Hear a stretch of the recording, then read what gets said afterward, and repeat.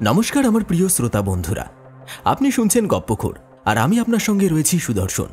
আজ আপনাকে শোনাতে চলেছি আরও একটি গ্রাম বাংলার ভয়ের গল্প। তবে গল্পে যাওয়ার আগে একটাই অনুরোধ, আপনি যদি ভৌতিক গল্পপ্রেমী হয়ে থাকেন এবং নিয়মিত গল্প শুনতে ভালোবেসে থাকেন তাহলে আমাদের চ্যানেল গপ্পখোরকে সাবস্ক্রাইব করতে ভুলবেন না। তাহলে চলুন শুরু করা যাক আজকের গল্প। আজ আপনাকে শোনাতে চলেছি লেখিকা সঞ্চারী ভট্টাচার্য বিরচিত হাড় হিম করা ভয়ের গল্প টেংরি পোতার সেই মরণ রাত। আজ আমার সঙ্গে বিভিন্ন কণ্ঠে থাকছে শান্তনু, সুপমা এবং সঙ্গীতা। শুরু হচ্ছে টেংরি পোতার সেই মরণ রাত।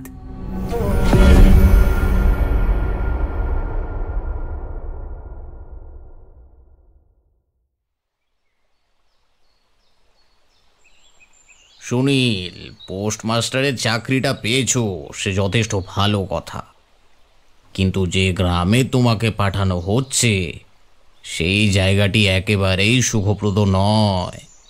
বিকাশবাবুর মুখে এমন কথা শুনে খুবই ঘাবড়ে গেলেন সুনীলবাবু। এরপরে বললেন, কেন, আপনি তো আমার সহকর্মী, এতকাল তো এখানে থেকে একসাথে কাজ করলাম, এখন হঠাৎ এমনটা বলছেন যে? আপনি কি আগে ওই গ্রামে গিয়েছেন নাকি? যাইনি, তবে ওই গ্রামটির ব্যাপারে অনেক কিছুই শুনেছি যেগুলো আমার খুব একটা স্বাভাবিক বলে মনে হয়নি। স্বাভাবিক মনে হয়নি বলতে? সেখানকার লোকজন পছন্দ নয় নাকি পরিবেশ? বিকাশবাবু কিছুক্ষণ চুপ করে সুনীলবাবুর মুখের দিকে তাকিয়ে রইলেন। এরপর তাঁকে উদ্দেশ্য করে বললেন, দুটোর কোনোটাই নয়। আচ্ছা, তুমি ভূত প্রেতে বিশ্বাস করো? বিকাশবাবুর মুখে এই কথা শুনবার সাথে সাথেই সুনীলবাবুর মনের মধ্যে একটা চাপা আশঙ্কা কাজ করতে শুরু করল। এই ভয়ের গহ্বরে কোথাও যেন তিনি তলিয়ে যাচ্ছিলেন। এমন সময় নিজের আবেগকে সংযত করে বললেন, তা সাধারণ কথা বলতে বলতে আপনি হঠাৎ ভূত প্রেতের প্রসঙ্গে চলে গেলেন কেন? আপনি কি ভূত দেখেছেন নাকি মশাই? তুমি যে গ্রামে যাচ্ছ সেই গ্রামের সম্পর্কে অনেক কথাই শুনেছি। ওই গ্রামটা খুব নির্জন একটা গ্রাম, বেশি লোকজনও থাকে না। সন্ধ্যের পর থেকেই গা ছমছম করে। আমারই এক পরিচিত লোককে ওই গ্রামেই পোস্টিং দেওয়া হয়েছিল, কিন্তু তিনি ওখানে বেশি দিন থাকতে পারেননি। তার আগেই চলে এসেছিলেন। বলেছিলেন ওই গ্রামটি নাকি স্বাস্থ্যের পক্ষে একেবারেই ঠিক না। রাত বিরেতে মনে হয় যেন কেউ পিছু করেছে। তার পায়ের শব্দ শুনতে পাওয়া না গেলেও তার উপস্থিতি স্পষ্ট টের পাওয়া যায়। এটুকুই শুনেছিলাম তার মুখে। এরপরে তো বদলি নিয়ে অন্য কোন একটি জায়গায় চলে গেলেন। তারপরে তার সাথে আর যোগাযোগ ঘটেনি। সময় পেরিয়ে গিয়েছে, সেই সাথে বয়সও বেড়েছে। হ্যাঁ হ্যাঁ, কিন্তু তোমার মুখে ওই গ্রামের নামটা এত বছর বাদে শোনার সাথে সাথেই বলতে পারো আমার চোখের সামনে যেন সব কিছুই আবার আগের মতন জল জল করতে শুরু করে দিল। মনে হলো যেন চোখের সামনে আবার সমস্ত কিছু সত্যি হতে দেখব। মা ছাড়া আমার সাতকুলে তেমন কিছুই ছিল না। শেষ বছরে মাও গত হয়েছেন। এখন আমি এক প্রকার একা, ফলে এই একাকিত্বকেই নিজের সঙ্গী বানিয়ে নিয়েছি। এখন আর অন্য কিছু নিয়ে ভাবতে ভালো লাগে না। এই বেশ ভালো আছি। এবার এই চাকরিটায় মন দিয়ে কাজ করতে চাই। আগে যা হওয়ার সে তো হবেই, ভবিষ্যতের কথা কেউই বলতে পারে না। বিকাশবাবু আর কোনো কথা বাড়ালেন না। তিনি নিজের কাজে চলে গেলেন। সুনীল নিজের সব কাজ গুছিয়ে বড়বাবুর সাথে সাক্ষাৎ করে সন্ধ্যের মধ্যেই বাড়িতে ফিরল।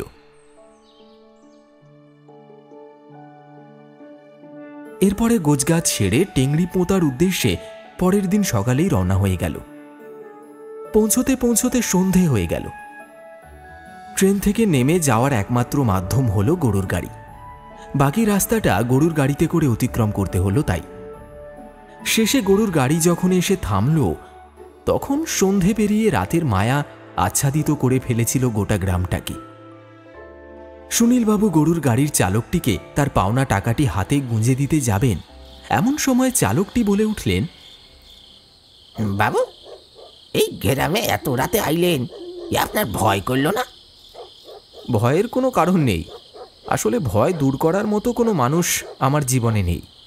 ফলে ভয় পাই কিংবা আনন্দে থাকি, সবটাই নিজের একার অস্তিত্বের সাথে আজ জড়িয়ে থাকে। এই অস্তিত্বকে ভাগ করে নেওয়ার মতন কোনো মানুষ এখন আর জীবনে নেই। আমি একাই থাকি। অনেক অনেক আতঙ্কের প্রভাবও যদি আমাকে ঘিরে ধরে, তবুও আমাকে সেটা নিয়েই চলতে হবে, আর যে কোনো উপায় নেই। গরুর গাড়ির চালকটি সুনীলবাবুর কথাগুলো খুব মনোযোগ সহকারে শুনবার পরে তাকে উদ্দেশ্য করে বললেন, আপনার বলা কথাগুলির মধ্যে একটা খুব সৌন্দর্য লুকিয়ে আছে, বুঝলেন? আপনি কি পেশাগতভাবে কোনো লেখক টেখক নাকি? কারণ লেখকরা অনেক সময় নির্জন জায়গায় ঘুরে বেড়াতে পছন্দ করেন শুনেছি। সেটা অবশ্য নিজেদের লেখাটাকে আরো পরিপক্ক করে তোলার জন্যই। আপনিও কি তেমনটাই করে থাকেন? আগে না, পেশাগতভাবে আমি একজন পোস্টমাস্টার। এই গ্রামে বদলি হয়ে এসেছি। এখানে এখন আমাকে বেশ কয়েক মাস থাকতে হবে। তবে হ্যাঁ, আমি বই পড়তে কিন্তু খুব ভালোবাসি। তাই আমার কথাগুলির মধ্যে দিয়ে আপনি লেখকের বহিঃপ্রকাশ খুঁজে পেয়েছেন। একাকিত্ব দূর করতে বইটাকে নিজের সঙ্গী বানিয়ে নিয়েছি। এই যে আমার হাতে দুটি ট্রাঙ্ক দেখছেন, তার একটাতে রয়েছে বোঝাই করা বই, আর একটাতে রয়েছে আমার পরনের জামা কাপড়। বইগুলিকেই এখন বয়ে নিয়ে বেড়াতে হবে, যতক্ষণ না পর্যন্ত এই একাকিত্ব কাটানোর কোনো সঙ্গীকে খুঁজে পাচ্ছি।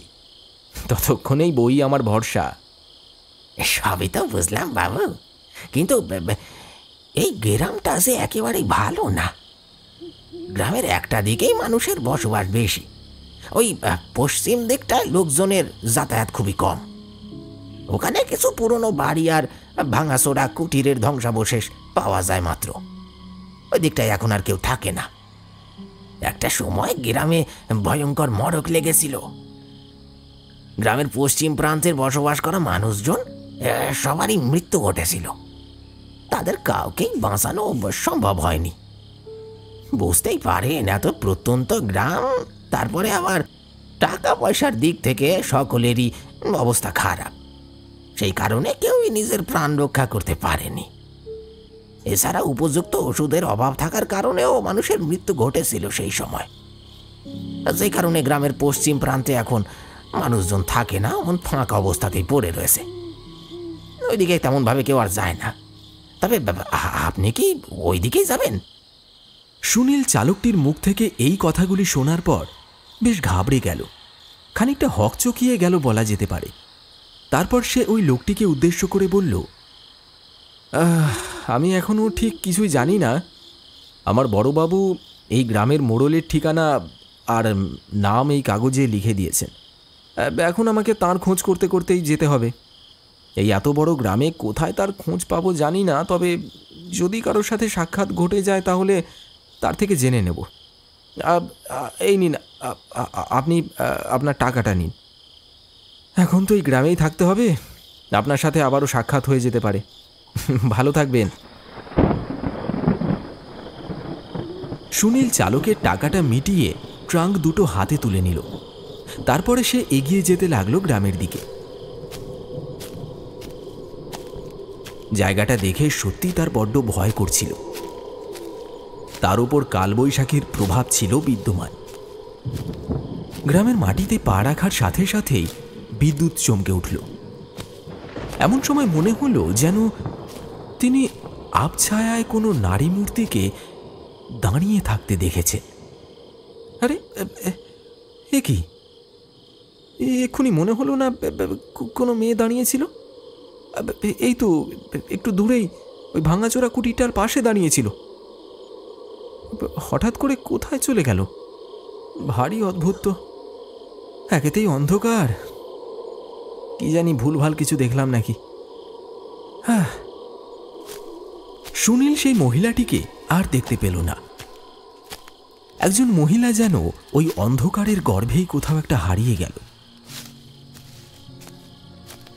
সুনীল তার দুই হাতে দুটি ভারী ট্রাঙ্ক নিয়ে পুনরায় গ্রামের কাঁচা পাকা রাস্তা ধরে এগিয়ে যেতে শুরু করল।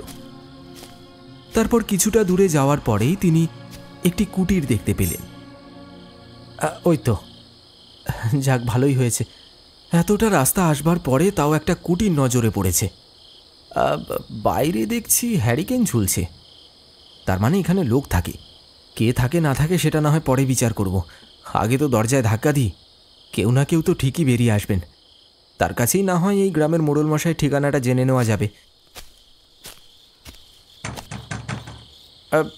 কেউ আছেন বাড়িতে? শুনতে পাচ্ছেন? সুনীল দরজা ধাক্কাতে শুরু করে।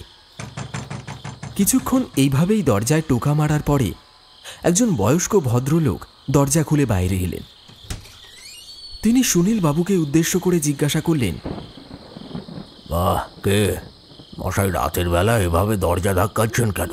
কে আপনি, আর কি চাই আপনার? দাঁড়ান দাঁড়ান দাঁড়ান, একটু ভালো করে দেখি আপনাকে। আপনাকে তো এই তল্লাটের বলে মনে হচ্ছে না। আপনি কি শহর থেকে আসছেন নাকি? আগে হ্যাঁ, আমি শহর থেকেই আসছি। এই গ্রামের মোড়ল মশাই হরিহর হালদারের সাথে দেখা করতে চাই, উনি আমাকে সব কিছু জানিয়ে দেবেন। আসলে আমি কাজের সূত্রে এখানে এসেছি, কোথায় থাকবো কি করব সব কিছুর ব্যাপারে ওই হরিহর হালদার মশাই জানেন। আমার যিনি অফিসের বড়বাবু আছেন ওনার সঙ্গে তার যোগাযোগ আছে। এই গ্রামের বুকেই একটা গেস্ট হাউস রয়েছে না, শুনেছি উনি সেটারই দেখাশোনা করতেন, কিন্তু এখন নাকি আর করেন না। তিনি গ্রামের পঞ্চায়েতের কাজ সামলান, কিন্তু আমার ওনার সাথে যোগাযোগ হওয়াটা খুবই জরুরি, তাই আমি হন্যে হয়ে তার ঠিকানা খুঁজে বেড়াচ্ছি। সবে গ্রামে পৌঁছেছি, কিন্তু আশেপাশে কাউকে দেখতে পাচ্ছিলাম না। এই রাস্তাটা ধরে আসার পরে আপনার বাড়িটা নজরে পড়ল। আমি এক মহিলাকেও আচমকা দেখতে পেয়েছিলাম রাস্তায়, কিন্তু বাইরে যা ধুলো উঠছে তাতে করে আমি ঠিকভাবে ওই মহিলাকে ঠাহর করতে পারলাম না। তার আগেই তিনি অন্ধকারের গর্ভে কোথায় তলিয়ে গেলেন। আমি ওই মহিলাকেই এই মোড়ল মশাই ঠিকানাখানা জিজ্ঞেস করতাম, কিন্তু আর খুঁজে পেলাম না বলে হাঁটা শুরু করলাম। এই গ্রামগঞ্জের ব্যাপার স্যাপার আমি কিছু বুঝি না, জানেন তো। এই প্রথমবার এরকম একটা প্রত্যন্ত গ্রামে এসে উঠেছি। এইখানকার পরিস্থিতি সম্পর্কে আমার পূর্ব ধারণা বলতে কিছুই নেই। আপনার সাথে সাক্ষাৎ হয়ে এক প্রকার ভালোই হয়েছে। হয়তো বেশি কথা বলে ফেললাম, তা আপনি কি মোড়ল মশাইয়ের ঠিকানা আমায় দিতে পারবেন? আপনি যাকে খুঁজছেন আমি সেই ব্যক্তি। আমি গ্রামের সীমান্তেই থাকি। আসলে একটা বড় জমি পেয়ে গিয়েছিলাম, বেশ অনেকটা পরিসর জুড়ে বাড়ি তৈরি করতে পেরেছি। বর্তমান সময়ে আমি পঞ্চায়েতের কার্যভার সামলাই। আপনি ভিতরে আসুন। আজকে সকালবেলা কলকাতার দপ্তর থেকে আমার কাছে একটি চিঠি এসেছে, তাই আপনার কথাগুলো এত সহজে বুঝতে পারলাম। আবার ভিতরে এসে বসুন, বাকি কথা পরে হবে।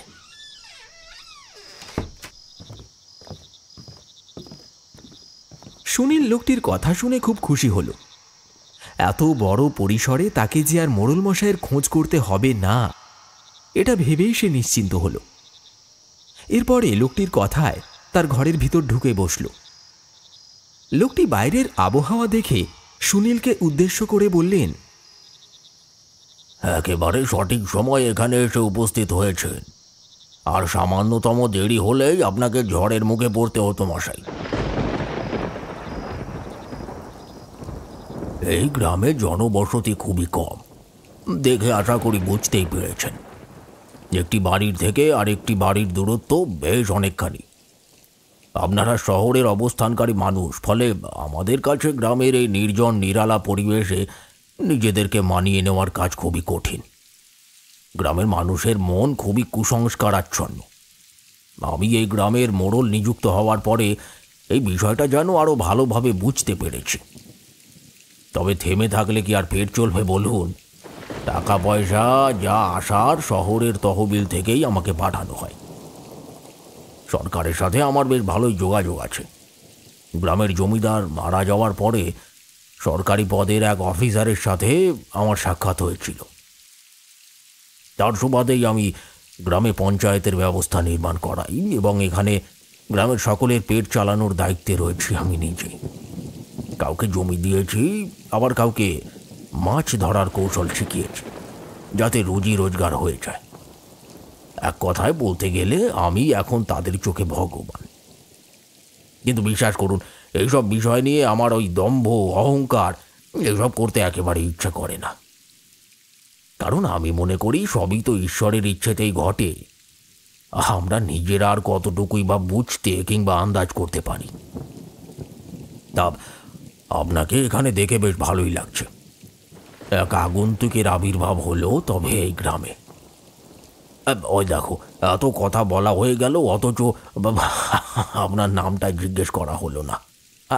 আগে আমার নাম সুনীল সামন্ত।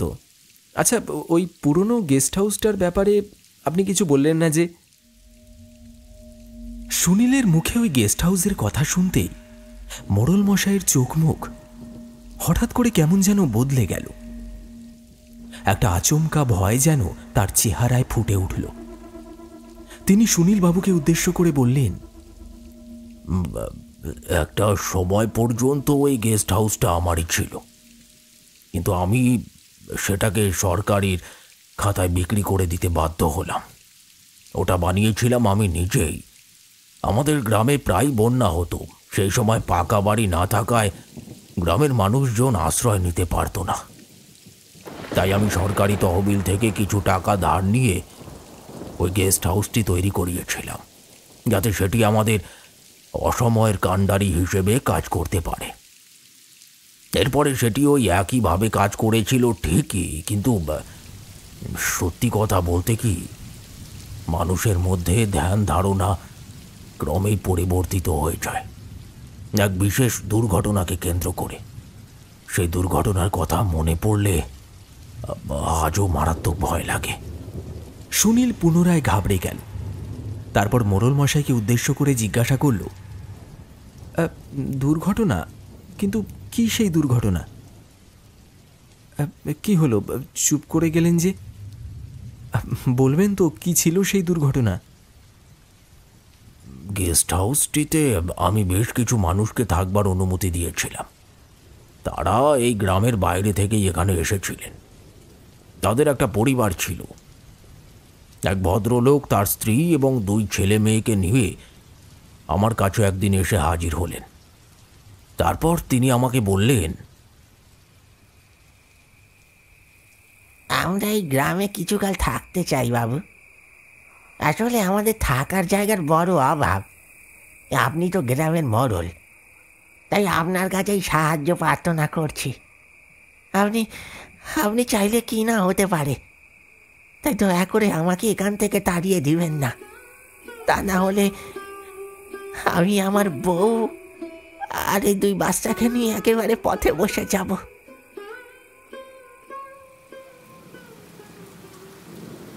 লোকটার কথা শুনে আমার মনে দয়ার উদ্ভব হয়েছিল। ভেবেছিলাম ওনাদেরকে কিছুদিনের জন্য আশ্রয় দিলে ওনাদের অনেক সুবিধা হবে। আর অসময়ে মানুষের পাশে থাকার চেয়ে বড় পুণ্যের কাজ আর কি বা হতে পারে। সেই কারণেই আমি ওনাদের কথায় রাজি হয়ে গিয়েছিলাম। ওনারা বেশ কিছু মাস ওই বাড়িটায় থাকলেন। তারপরে একটা চরম অঘটন ঘটল। সে কথা ভাবলে আজও আমার গায়ে কাঁটা দিয়ে ওঠে। কেন, কি ঘটেছিল সেই বাড়িতে? বাড়ির লোকগুলো নিজেদের গায়ে আগুন দিয়ে মারা গিয়েছিলেন। এই খবর যতক্ষণে আমার কানে এসে পৌঁছেছিল ততক্ষণে সবকিছু শেষ হয়ে গিয়েছিল। ফলে আমার পক্ষে তাদের রক্ষা করা আর সম্ভবপর হয়নি। এবারে আপনি যদি আমাকে প্রশ্ন করেন যে ওই লোকগুলো কেন গায়ে আগুন দিয়ে মারা গিয়েছিল, তাহলে বলবো এই প্রশ্নের উত্তর আমার জানা নেই। ওনাদের সাথে ঠিক কি ঘটেছিল, কেন ঘটেছিল, এইসব কথা সত্যি আমি জানি না। তবে কিছু তো একটা ঘটেছিল। এখন তো আমার মনে হয় ওই ভদ্রলোক নিরাপদ আশ্রয়ের অপেক্ষা করছিলেন এই কারণেই, যাতে তিনি নিশ্চিন্তে আত্মহত্যা করতে পারেন। কারণ ওই বাড়িটায় এমন কিছুই ছিল না যার থেকে অমন ভয়ঙ্কর অগ্নিকাণ্ড বাঁধতে পারে। ওরা যে স্বেচ্ছায় মৃত্যুবরণ করেছিলেন তার প্রমাণও পেয়েছিলাম। ওই ভদ্রলোকের মেয়ে যখন মারা যাচ্ছিল তখন সে তার পুরো শরীরটা নিয়ে দৌড়াদৌড়ি করতে করতে হঠাৎ মাটিতে পড়ে যায়। আমরা তখন সবেমাত্র বাড়িটায় ছুটে গিয়ে উপস্থিত হয়েছি। এমন সময় ওই মেয়েটি যন্ত্রণায় কাতর হয়ে আমাদেরকে উদ্দেশ্য করে সাহায্য প্রার্থনা করতে থাকে আর বলে, আমাকে বাঁচাও, আমাকে বাঁচাও কাকু, আমাকে বাঁচাও। বাবা, বাবা আমাদের সকলের গায়ে আগুন দিয়ে দিয়েছে। আমার ভীষণ কষ্ট হচ্ছে কাকু, আমি যে আর সহ্য করতে পারছি না। আমাকে বাঁচাও।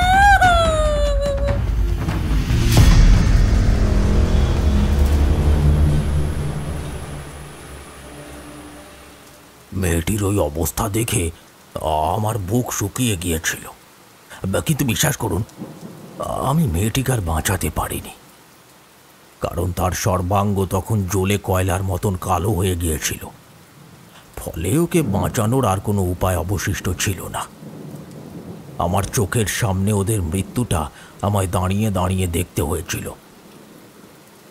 তারপর থেকে আমি কেমন যেন পাথরের মতো হয়ে গিয়েছিলাম। নিজের তৈরি করা ওই বাড়িটাতে যে এমন কিছু ঘটতে পারে আর তার অভিজ্ঞতা নিয়ে আমাকে মরে মরে হলেও বেঁচে থাকতে হবে, এইটা ভেবেই আমি আরও চুপচাপ হয়ে গিয়েছি। কিন্তু ধীরে ধীরে পরিস্থিতি স্বাভাবিক হয়ে যায়। তবে তারা কে ছিলেন এবং কোথা থেকে এই গ্রামে এসেছিলেন আর কেনই বা আমার বাড়িটাকেই নিজেদের আত্মহত্যা করবার স্থান হিসেবে বেছে নিয়েছিলেন, এইসব প্রশ্নের উত্তর আজও আমরা কেউ পাইনি। এটা আমাদের নিয়তিও বলতে পারেন, আবার ভবিতব্য বটে। মোড়ল মশাই থামলেন। সুনীল তাকে উদ্দেশ্য করে জিজ্ঞাসা করল, এরপরে ওই বাড়িটাতে কেউ আর থাকতে আসেনি?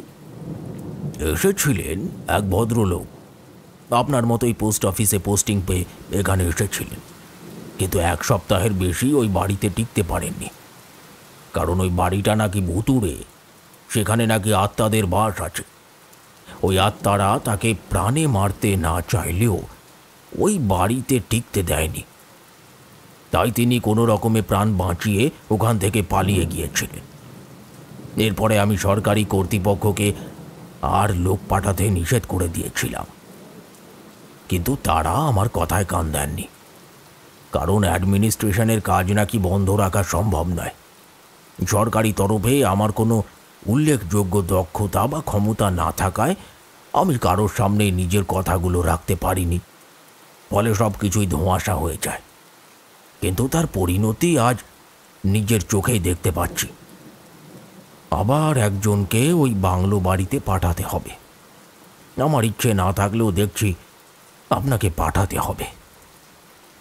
আমার ওই বাড়িতে থাকতে কোনো আপত্তি নেই, কিন্তু সত্যি কথা বলতে কি, এই গ্রামে পা রাখবার পর থেকেই আমি এই গ্রামের সম্পর্কে অনেক দুর্নাম শুনছি। এই এক ভুতুড়ে বিষয়কে নিয়ে আশঙ্কার মেঘ সৃষ্টি হতে দেখেছি। কিন্তু আপনার কাছ থেকে সবটা শোনার পরে এখন অনেকটাই আশ্বস্ত হতে পারলাম। আসল সত্যিটা কি তার সাথে পরিচিত হতে পারলাম। তাহলে কি আপনি ওই বাড়িতে না থাকার সিদ্ধান্ত নিলেন? আমার মনে হয় সেই কাজটা করাটাই আপনার পক্ষে ভালো হবে। আপনি বরং শহরে ফিরে যান, বড় সাহেবকে বলে অন্য কোনো জায়গায় বদলির ব্যবস্থা করুন। কারণ আমি চাই না আপনার জীবনের ঝুঁকি থাকুক, সংকটজনক পরিস্থিতিতে পড়তে হোক আপনাকে। এমনিতেই তো দেখছেন গ্রামের অবস্থা। সন্ধ্যের পর থেকে গ্রামে একটা লোকের সন্ধান পাওয়া যায় না। তারপরে ওই ভুতুড়ে বাড়িতে থাকা একা মানুষের পক্ষে কতখানি যে কঠিন তা আমি আগে থেকেই আন্দাজ করতে পারি। আপনি অকারণেই এত ভয় পাচ্ছেন। অনেক সময় জানেন তো, ভয় আমাদের মনের মধ্যে চেপে বসে থাকে। আমরা কোনো ঘটনা জানবার পরে যদি ঘটনাটি যেখানে ঘটেছিল বা সেই জায়গায় গিয়ে উপস্থিত হই, তখন এমনিতেই আমাদের গা ছমছম করতে থাকে। আমরা ভাবি যে ওই অতীতের ঘটনাটি এই জায়গাকেই কেন্দ্র করে ঘটেছিল। ফলে আমাদের চোখের সামনে কিছু না থাকলেও সবসময় যেন মনে হতে থাকে ওই ঘটনাটা চোখের সামনেই ঘটছে। এর পূর্বে যারা ওই বাড়িতে এসেছিলেন তারা সকলেই এই ঘটনাটির কথা শুনেছিলেন এবং তারপর থেকেই তারা তাদের অবচেতন মনে ভাবনার জাল বুনতে শুরু করেছেন। তারপর থেকেই তো এই সকল অঘটন ঘটতে থাকে। অর্থাৎ চোখের সামনে কিছু না থাকলেও তার মনে হতে থাকে যে ওগুলো চোখের সামনেই ঘটছে। সেই ভয় থেকেই হয়তো তারা এখান থেকে পালিয়েছে। কিন্তু আমি একেবারেই তাদের দলে পড়ি না। আমি নিজেকে নিয়ে ভালো থাকতে পারি, বই পড়ে একাই সময় অতিবাহিত করে দিতে পারি। মৃত্যুকে আমিও নিজের চোখের সামনে দেখেছি, খুব কাছ থেকে অনুভব করেছি বলতে পারেন। আমার মা ছিলেন আমার জীবনের শেষ সম্বল, কিন্তু তাকেও আমি চোখের সামনে হারিয়ে যেতে দেখেছি। ফলে মৃত্যুর চেয়ে ভয়ঙ্কর যে এই পৃথিবীতে আর কিছুই হতে পারে না, সেটা আমার থেকে ভালো কেউ জানে না। তাই ভূত প্রেত নিয়ে আমি তেমনভাবে মাথা ঘামাই না। আর এগুলো সবই বুজরুকি, এসব হয় না। যারা চলে যাওয়ার তারা চলেই যায়, আর ফিরে আসে না। তারা কোনো অতৃপ্ত বাসনা নিয়ে যাননি, আত্মহত্যা করেছেন হয়তো একটা দায় থেকে বাঁচতে, কিন্তু সেই সব কিছুই তো গোপনেই রয়ে গেছে। তাদের মৃত্যু তো আর তাদের বাস্তবটাকে আপনাদের সামনে তুলে ধরতে পারেনি। তাদের মৃত্যু রহস্য তাদের মৃতদেহগুলির সাথেই শ্মশানে চলে গিয়েছে। সুনীলের কথাগুলো শুনে মোড়ল মশাই হতবাক হয়ে গেলেন। তারপর তাকে বললেন, আমি আপনার মতো সাহসী মানুষ খুব কমই দেখেছি, তবুও জীবনের আশঙ্কা তো থেকেই যায়। কিন্তু আপনি যখন নিজের থেকেই সেখানে থাকবেন বলছেন, তখন আমি আর আপনাকে জোর করতে পারি না। সরকারি কাজে বাধা প্রদান করতে গিয়ে আমি আগে ভুগেছি, তাই এবারে আর আমি কথা বাড়াতে চাই না। আজকের রাতটা আপনি বরং আমার বাড়িতেই থাকুন, কালকে সকালবেলা আমি না হয় আপনাকে ওই বাড়িতে নিয়ে যাব। সেদিন ঝড় বৃষ্টির রাতে সুনীল মোড়ল মশাইয়ের বাড়িতেই থেকে গেল। পরের দিন সকাল হতেই মোড়ল মশাই তাকে সঙ্গে নিয়ে গ্রামের কর্দমাক্ত রাস্তা পেরিয়ে পৌঁছে গেলেন সেই গেস্ট হাউসটিতে। বাড়িটির দিকে সকালবেলা তাকালেও গাটা ছমছম করে ওঠে। এমন নির্জন একটি পরিবেশে চারিদিকে ছোট ছোট জঙ্গলের মাঝে দাঁড়িয়ে রয়েছে একলা ওই বাড়িটা। এই দিনের আলোতেও ঝিঁঝি পোকার ডাকের শব্দ কানে আসলো সুনীলের। তিনি মোড়ল মশাইকে বললেন, কথাটা সত্যি যে দিনের আলোতে ওই বাড়িটাকে একটা ভূত বাংলোর চেয়ে কোনো অংশেই কম লাগছে না। তবুও সমস্যা নেই, নির্জনতাই আমার একটু বেশি পছন্দের বলতে পারে। কাজকর্ম করে এসে গ্যাঞ্জামপূর্ণ পরিবেশের থেকে যতটা দূরে থাকা সম্ভব সেটাই আমার কাছে মঙ্গলময়। আমি এসবের থেকে একটু দূরেই থাকতে চাই। যাক, এখন এই বাড়িটাতেই তাহলে আস্তানা গড়ে তুলতে হবে। আপনাকে আর ভেতরে যেতে হবে না, আমি একাই সব কিছু পরিষ্কার পরিচ্ছন্ন করে নিতে পারবো। আজকের দিনটাই যা আমার হাতে রয়েছে, কাল থেকে তো আবার অফিসের ব্যস্ততা শুরু হয়ে যাবে। এখান থেকে পোস্ট অফিসের দূরত্ব কমপক্ষে 8 ঘন্টার পথ হবে, তবে পায়ে হেঁটেই আমি সেখানে চলে যেতে পারবো। গ্রামের পথে হাঁটতে আমার বেশ ভালোই লাগে। কিছু মাস যাওয়ার পরে না হয় একটা সাইকেলের ব্যবস্থা করে নেব, তাহলে আর কোনো অসুবিধা হবে না। আপনাকে অনেক অনেক ধন্যবাদ মোড়ল মশাই, আমার পাশে থাকার জন্য। মোড়ল মশাই সুনীলকে বিদায় জানিয়ে বাড়ি ফিরে গেলেন। সুনীলও নিজের বাক্স প্যাটরা সঙ্গে নিয়ে বাড়ির ভেতরে প্রবেশ করল। বাড়ির ভিতরে প্রবেশ করতেই ওর মনে একটা খটকা লাগলো। মনে হয় যেন বাড়িটায় এখনো কেউ থাকে। পরিত্যক্ত একটি বাড়িতে ঢুকলে যেখানে গুমোট একটা অনুভূতি গ্রাস করার কথা, সেখানে মনে হলো যেন জায়গাটা কত খোলামেলা, ধুলো বালিহীন একটা পরিবেশ। তবে সুনীল এই বিষয়টাকে নিয়ে তেমনভাবে মাথা ঘামালো না।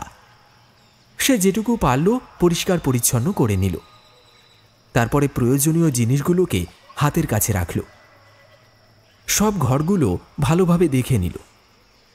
রান্নাঘরের কাছে গিয়ে দেখল সব কিছুই সুন্দর করে সাজানো গোছানো রয়েছে।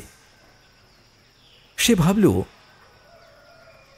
এই বেশ ভালোই হয়েছে, এবারে একজন রান্নার লোককে রেখে দিলেই হবে, সেই রান্না করে খাওয়াবে। গ্রামে এমন লোক ঠিকই পেয়ে যাব, না হলে আমার তো খাবারও জুটবে না। কি যে করি। সুনীলবাবু গ্রামের এদিক ওদিক গিয়ে রান্নার লোকের খোঁজ করতে লাগলেন, কিন্তু কেউই রাজি হলো না সেই বাড়িতে যেতে। শেষে এক মহিলার সাথে সাক্ষাৎ হলে সুনীল তাকে উদ্দেশ্য করে বলল, দেখুন, আমি আপনাকে অনেক টাকা দেব, আপনি যা চান তার থেকেও বেশি টাকা আমি আপনাকে দিতে রাজি আছি। দয়া করে আমার খাওয়ার বন্দোবস্তটুকু করে দিন। রাতে আপনাকে থাকতে হবে না, সন্ধ্যের মধ্যেই না হয় কাজ সেরে চলে যাবেন। সম্ভব না বাবু, দিনের বেলাতেও ওইদিকে ঘেঁষতে ভয় করে। এতটাই ফাঁকা গা ছমছমে পরিবেশ যে মনে হয় কেউ যেন এক্ষুনি পেছন থেকে নাম ধরে ডাকবে। অন্ধকারের মধ্যে থেকে কেউ যেন একটা সরে গেল, কিছু একটা হলো, এইসবই হতে থাকে। আগে ওই জায়গা দিয়ে যাওয়া আসা করতাম, কিন্তু এমনটা দেখার পর থেকে আর ওইদিকে যাই না বাবু। সুনীল বাবুকে কথাগুলি বলে ওই মহিলা চলে গেলেন। সুনীল বাবুর তো মাথায় হাত। তিনি বললেন, হ্যাঁ, কি যে করি এবার, কিছুই তো উপায় নেই। এখন যে করেই হোক খাবারের ব্যবস্থা করতে হবে, কিন্তু যাই কোথায়? মোড়ল মশাই একটা হাট বসার ব্যাপারে বলছিলেন না, আজকেই তো সেই দিন। দেখি হাটে গিয়ে যদি মাংস আর কিছু শাকসবজি এনে রাখা যায় তাহলে মন্দ হয় না। এই বলে সুনীল হাটের দিকে হাঁটতে শুরু করল। সেখানে গিয়ে মুরগির মাংস কিনল, তার সাথে কিছু শাকসবজিও কিনে বাড়িতে ফিরে এলো।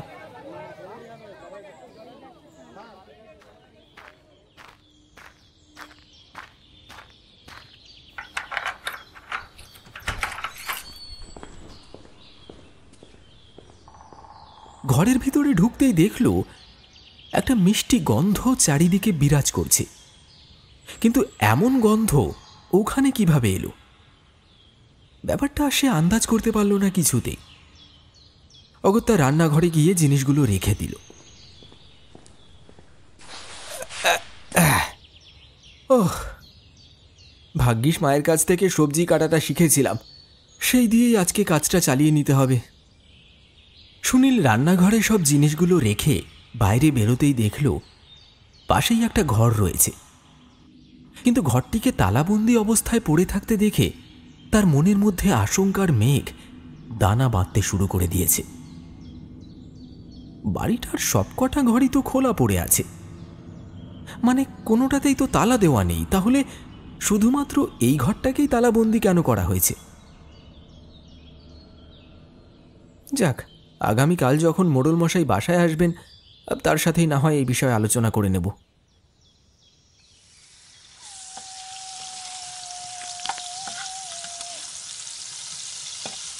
সুনীল শাকসবজি কেটে রাতের খাবার বসালো, এরপরে রান্না চাপিয়ে শোবার ঘরে গেল।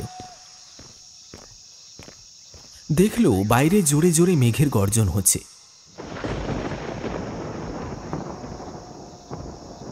আর সেই সাথে ঘরের জানলার কপাটগুলো একে অপরের সাথে সজোরে লাগছে।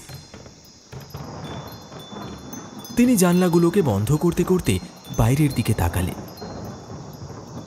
আর তাকানোর সাথে সাথেই তার শরীরের রক্ত যেন হিম হয়ে যাওয়ার উপক্রম হল। সে দেখল সেই দিনের দেখা ওই মহিলাটি ওখানে দাঁড়িয়ে আছে, বৃষ্টির মধ্যে ভিজছে, অথচ তার মুখে কোনো কথা নেই। তার মাথার চুলের শাড়ি মুখটাকে ঢেকে দিয়েছে, ঠিক করে মুখটাই দেখতে পাওয়া যাচ্ছে না।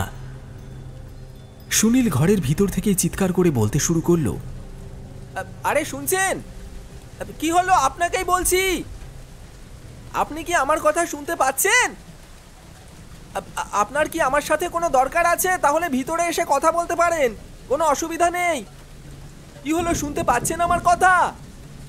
এমন সময় সজোরে বিদ্যুৎ চমকে ওঠে, আর পরিস্থিতি স্বাভাবিক হওয়ার সাথে সাথেই সুনীল বাবু দেখেন সেখানে কেউই দাঁড়িয়ে নেই। তিনি চমকে ওঠেন, হ্যাঁ, এটা কিভাবে সম্ভব? এক্ষুনি তো ওই মহিলাকে আমি দাঁড়িয়ে থাকতে দেখলাম, আবার তিনি কিভাবে উধাও হয়ে গেলেন? এমনটাও কি সম্ভব নাকি বাস্তবে? কথাগুলো ভাবতে ভাবতেই সুনীল অন্যমনস্ক হয়ে রান্নাঘরে প্রবেশ করল। দেখল যে রান্নাগুলো সে উনুনে চাপিয়েছিল সেই রান্নাটাকেই কেউ যেন নামিয়ে বাটিতে ঢেলে রেখেছে। ভুর ভুর করে তরকারির গন্ধ ভেসে আসছে। তিনি নিজেই অবাক হয়ে ভাবলেন, এ কি, তবে এটাও কি আমার মনের ভুল? আমি তো জীবনেও এত সুন্দর করে তরকারি রাঁধতে পারতাম না।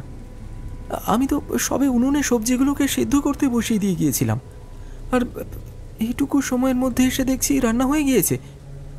তাহলে কি আমি তরকারিটা নামিয়ে দিয়ে গিয়েছিলাম। সে যাই হোক, এখন এসব কথা ভেবে আর কোনো লাভ নেই। ভীষণ খিদে পেয়েছে, পেটের মধ্যে ছুঁচো একেবারে ডন মারছে। খেয়ে ফেলি। সুনীল তাড়াতাড়ি খেতে বসে পড়ল আর নিমেষেই সমস্ত খাবারটুকু শেষ করে ফেলল। এরপরে রাতের কাজ শেষ করে নিজের ঘরে শুতে চলে গেল সে। আলোটা নিভিয়ে দিয়ে শুয়ে পড়ল এক সময়।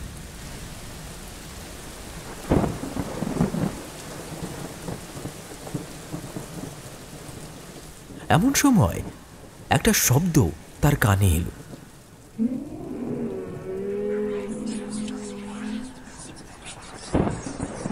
মনে হলো যেন বেশ কিছু মানুষ ফিসফিস করে কথা বলছে। তিনি বারংবার একই শব্দ শুনতে পেয়ে উঠে বসে পড়লেন। এরপরে ঘরের বাইরে বেরিয়ে ওই শব্দগুলির উৎসস্থলটিকে খুঁজে বার করতে লাগল। তবে সেটা খুঁজে পাওয়া গেল না। এমন সময় ওই বন্ধ ঘরের পাশ দিয়ে যাওয়ার সময় সেই শব্দটা কানে এলো। দরজায় কান পেতে শুনল সুনীল। সত্যি ঘরের ভিতরে কারা যেন কথা বলছে। ধীরে ধীরে সেই আলোচনা বচসার আকার নিল। আর তারপরে শুরু হলো ঝগড়া, জিনিসপত্র ফেলার শব্দ। অথচ ওই ঘরের মধ্যে কিছুই ছিল না। তাহলে জিনিসপত্র পড়বার শব্দ আসছে কোথা থেকে? এটা ভেবেই থমকে দাঁড়িয়ে পড়ল সুনীল। নিজের ভিতরে সাহস সঞ্চয় করে সুনীল বলল, কেউ কেউ আছেন ভিতরে? কারা আছেন? এত আওয়াজ করছেন কেন? কে আছেন? কোনো আওয়াজ নেই। সবকিছু একেবারে পাথরের ন্যায় শান্ত হয়ে গিয়েছে। সুনীল দরজার সামনে থেকে সরে এগোতে যাবে, এমন সময় কেউ দরজার ওপার থেকে ধরা গলায় বলল, চলে যা, চলে যা এখান থেকে, নাহলে কিন্তু আমরা তোকে শেষ করে ফেলবো। চলে যা বলছি, কালকে থেকে এখানে থাকবি না। এই বাড়ি আমাদের, আমরা এখানে কারোর উপস্থিতি মেনে নেব না। চলে যা, চলে যা এখান থেকে। ব্যাস, তারপরেই সব শান্ত। কিন্তু কিছুক্ষণের মধ্যেই আবারও দরজা ধাক্কানোর শব্দ শুরু হলো। মনে হলো যেন ওই প্রান্ত থেকে কারা দরজাটি ভেঙে বাইরে বেরিয়ে আসতে চাইছে। সুনীল ওখানে আর দাঁড়িয়ে থাকতে পারল না। এবারে সত্যি তার ভয় করছিল। সে ওখান থেকে কোনো ক্রমে নিজের প্রাণ বাঁচিয়ে নিজের শোয়ার ঘরে চলে গেল।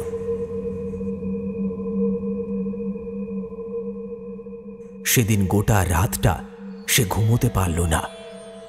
ওইভাবেই কেটে গেল নিদ্রাহীন রাত।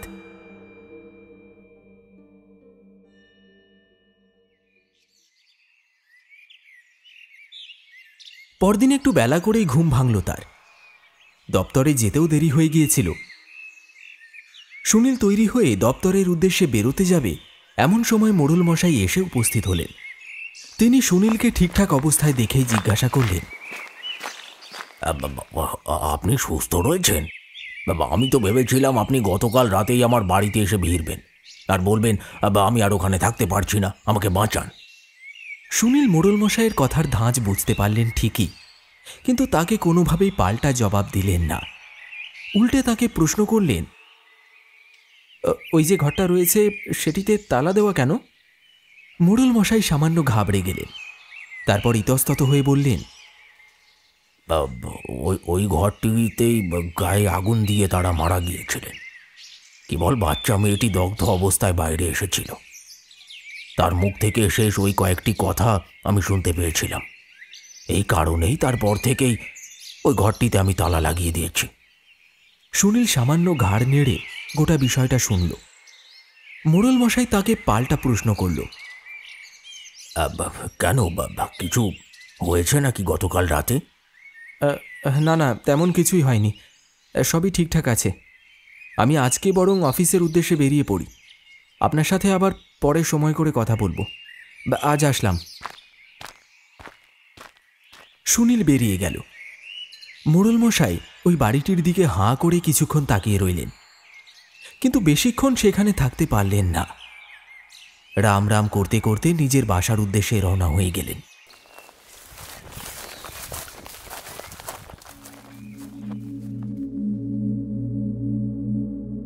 সুনীল অফিসের কয়েকজনের সাথে ওই বাড়িটির বিষয়ে আলাপ আলোচনা করলেন ঠিকই, কিন্তু তাদের কাছ থেকে তেমনভাবে কিছুই জানতে পারল না।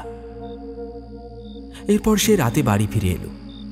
এসে দেখল তার ঘরটি খুব সুন্দর করে সাজানো আছে। সেখানে সুগন্ধি ধূপ জ্বালানো আছে।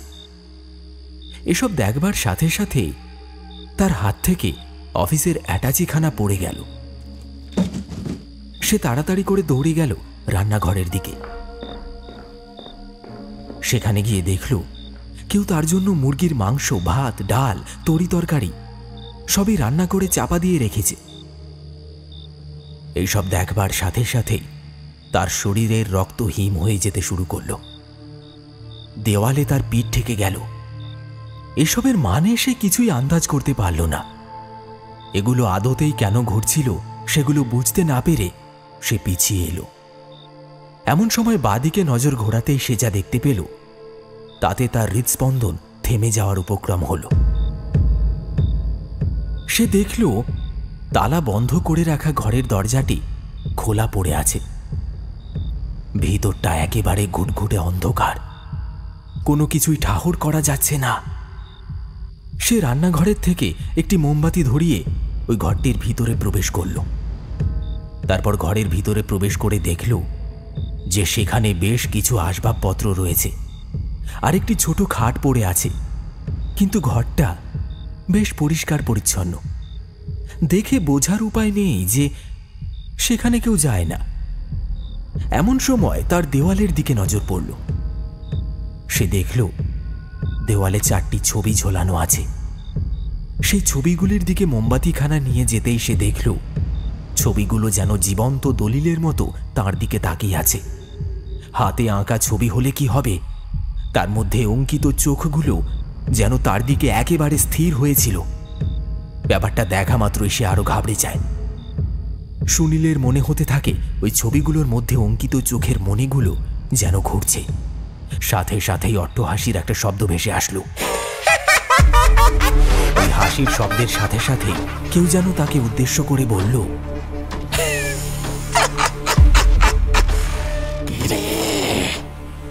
এখনো বিশ্বাস করতে পারছিস না বুঝে? চলে যা, এখনো সময় আছে। এখান থেকে চলে যা, চলে যা বলছি। এখান থেকে এক্ষুনি চলে যা। নিজের প্রাণের মায়া থাকলে চলে যা। সহ্য করতে পারছি না, চুপ করো। সুনীল দেওয়ালে টাঙানো ওই ছবিগুলোর দিকে তাকাতেই দেখল তাদের চোখ দিয়ে রক্ত বেরিয়ে আসছে। সেই রক্ত তৈলচিত্র অতিক্রম করে বাইরে বেরিয়ে আসছিল। ধীরে ধীরে সেই রক্তের স্রোত তার দিকে যেন ধেয়ে আসতে লাগলো। সুনীল এই ভয়াবহতাকে সহ্য করতে না পেরে ঘর থেকে দৌড়ে বেরোতে যাবে, এমন সময় তার চোখের সামনে ধরা পড়ল 4টি পোড়া শরীর। চোখ বাদ দিয়ে সম্পূর্ণ শরীরটি পুড়ে কয়লার মতো কালো বর্ণ ধারণ করেছে। এসব দেখে সে আতঙ্কে চিৎকার করে উঠল। আর ঠিক সেই সময় আকাশে গর্জে উঠল মেঘ। সেই বিদ্যুতের ঝলকানির মধ্যেই ধরা পড়ল ওদের পুড়ে কালো হয়ে যাওয়া মুখগুলি। আতঙ্কে সুনীলের মুখ দিয়ে একটিও কথা সরতে চাইল না। সে ওখানেই জ্ঞান হারিয়ে মাটিতে লুটিয়ে পড়ল।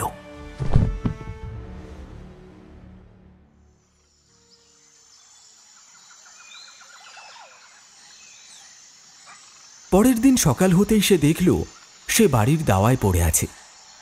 গোটা রাত যে সে ওইভাবে এখানে পড়েছিল সেটি মনে আসতেই গতকাল রাতের সবকিছু জলের মতো মনে পড়ে গেল তার। এবার সে কি করবে অনুধাবন করতে পারল না।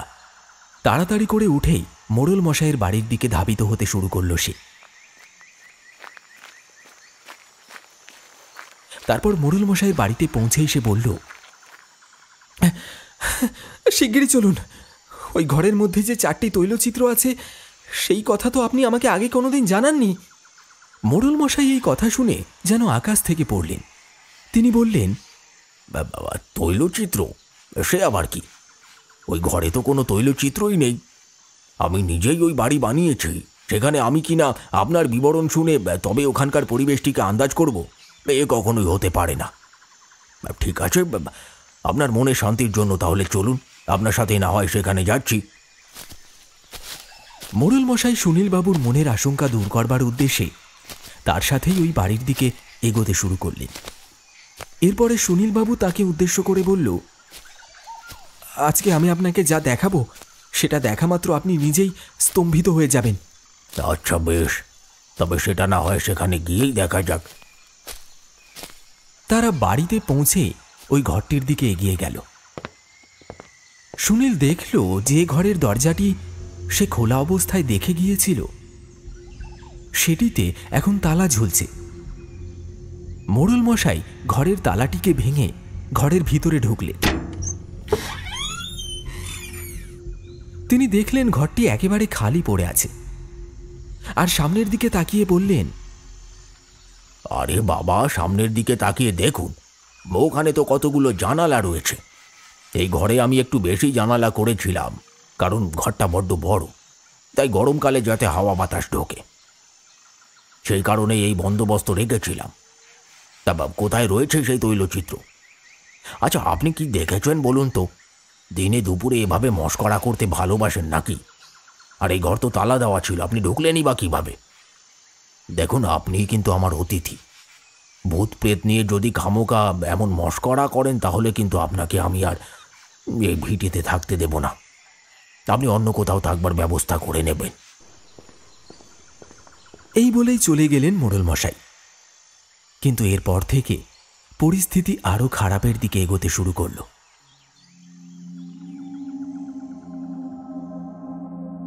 সুনীলের গলা দিয়ে আর ভাত নামল না। দিনের পর দিন না খেয়ে ওই বাড়িটির মধ্যে নিজেকে বন্দি করে রাখতে শুরু করল সে। অফিসের দিকে যেতেও প্রায় ভুলেই গিয়েছিল।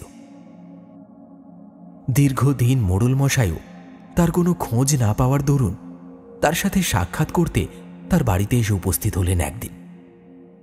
সন্ধ্যের দিকটায় বাড়িতে এসে তিনি জোরে জোরে তার নাম ধরে ডাকতে শুরু করলেন। আরে শুনছেন মশাই?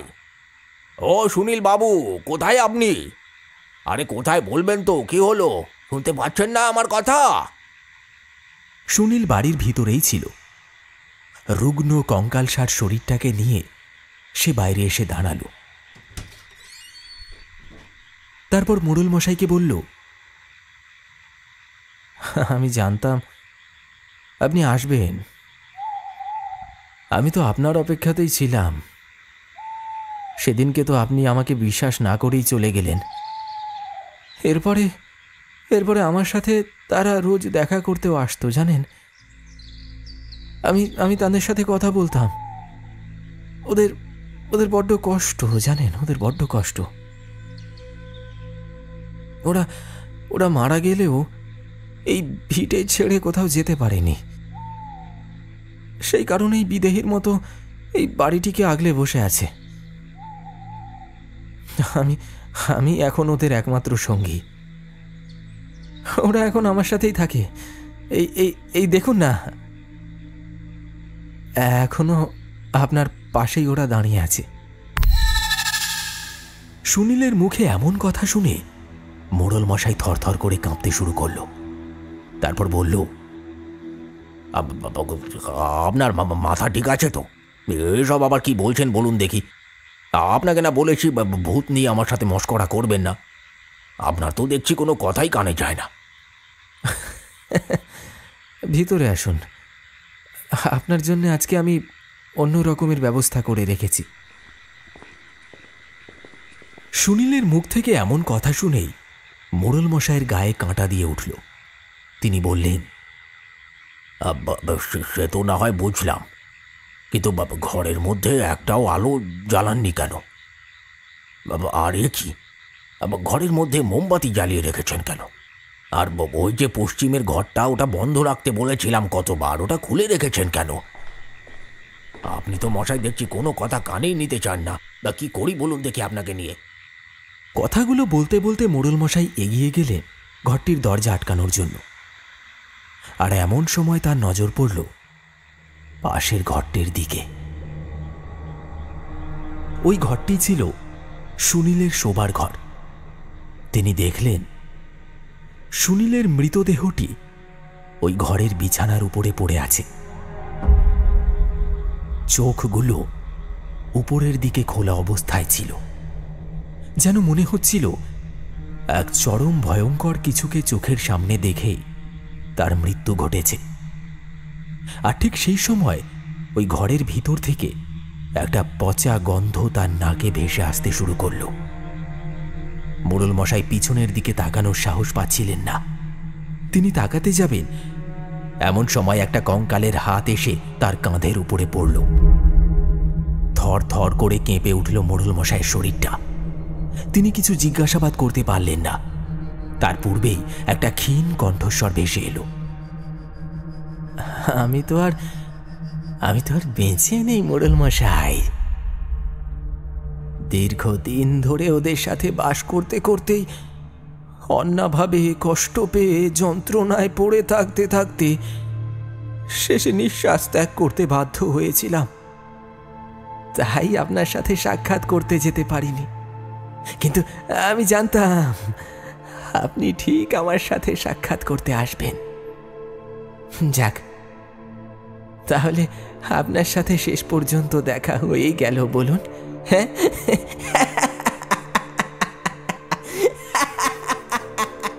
চোখের সামনে সুনীলের কঙ্কালটিকে দাঁড়িয়ে অট্ট হাসিতে ফেটে পড়তে দেখে মোড়ল মশাইয়ের পায়ের তলা থেকে জমি সরে গেল। শরীরের রক্ত হিম হয়ে গেল। উনি শেষবারের মতন চিৎকার করে উঠলেন,